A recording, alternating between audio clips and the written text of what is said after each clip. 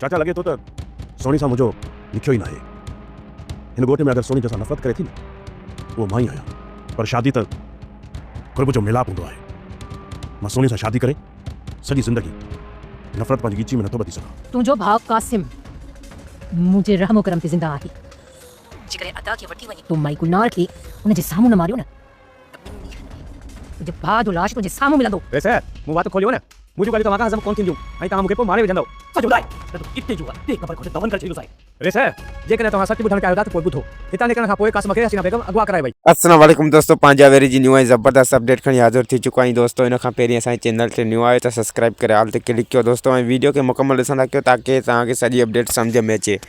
जी दोस्तों, तव्हांखे रूंडे जी शैतानगिरी खां आगाह कंदो हलां त रूंडो एतिरो शातिर शख़्स आहे जेको त हिक पासे जेको आहे त सिक्को खे बेवकूफ़ करे थो ऐं सिक्को जे ख़िलाफ़ वरी जेको आहे त वञी चाकर ख़ाने खे बेवकूफ़ करे थो।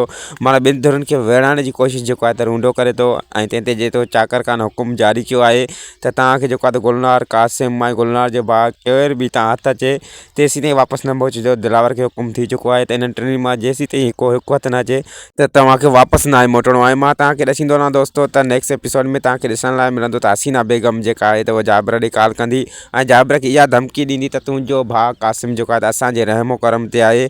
तूं जेको आहे त रूंडे मुंहिंजे भाउ खे वठी करे वञी गुलनार खे हुनजे मुंहं ते जेको आहे त शूट कर ख़तमु कर, ॻाल्हि ख़तमु थिए, तुंहिंजो भाउ आज़ादु थींदो, न त तुंहिंजे भाउ खे जेको आहे त मारे करे तुंहिंजे हवाले कयो वेंदो। ऐं दोस्तों त जेको आहे जाबिर ॾकी वेंदो ऐं जाबिर ॾिसो छा थो करे। जाबिर जेको आहे त पूरी कोशिशि पंहिंजे भाउ खे बचाइण जी कंदो, पोइ छो न जेको आहे त गुलनार खे हुनखे मारणो पए।